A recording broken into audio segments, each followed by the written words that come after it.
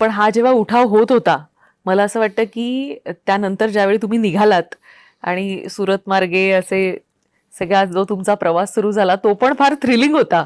संजय शिरसाट, त्याबद्दल काय सांगाल? थ्रिलिंग म्हणजे आमच्या आयुष्यामध्ये एक मोठा निर्णय घ्यायचा ती वेळ, ती घटका. विधान भवनातून आम्ही निघलो मतदान करून. एकनाथ शिंदे साहेबांचा फोन आला, ठाण्याला ये, तुझ्याबरोबर जे काय असेल आमदार ते घे, ठाण्याला ये. आम्ही कधी विचारलं नाही का म्हणून. निघलो आम्ही.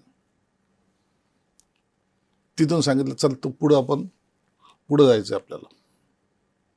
आम्ही निघलो. प्रवास जेव्हा सुरू झाला नंतर आम्हाला सर्वांना कळालं की आता आपल्याला सगळ्याला एकत्रितपणे कुठेतरी निघलो आपण. काही माहित नव्हतं का सुरतला जायचं का कुठं जायचं, काही माहित नव्हतं. पण शिंदे साहेबांनी निर्णय घेतला. त्या मधल्या काळामध्ये जेव्हा ही कुणकुण उद्धव ठाकरेंना लागली, फोन वाजायला लागले. संजय कुठेस? मी साहेब ठाण्याला आहे. मग तू वर्षावर ये. मी साहेब मी इथे कार्यक्रमाला आलोय. खोटं बोलावं लागलं ना.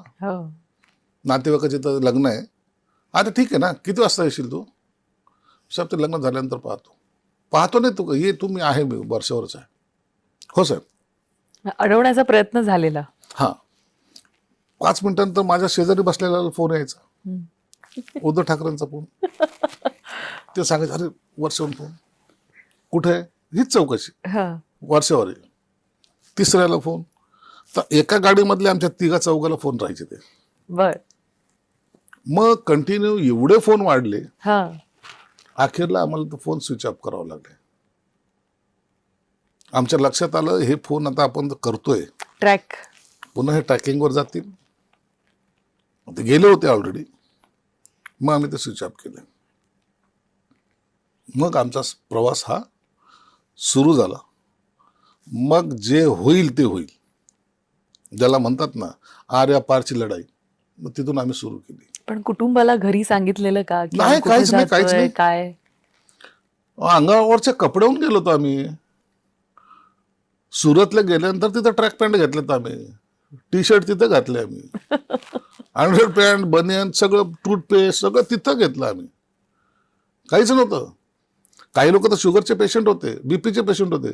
मग त्यांना गोळ्या तिथं डॉक्टर अवेलेबल, कोणत्या गोळ्या बिळ्या सगळा डोस द्यावा लागतो ना, त्या सगळं तिथं अवेलेबल केलं आम्ही. म्हणजे तमाच नव्हती. बिंदास जे निघलो ना त्याच्या तमास बाळगलीच नाही आम्ही. म्हणून तो आमचा ऐतिहासिक क्षण आजही आमच्या डोळ्यासमोर आहे. आणि एक प्रवास तो वेगळाच होता. तो थ्रिल वेगळं होतं.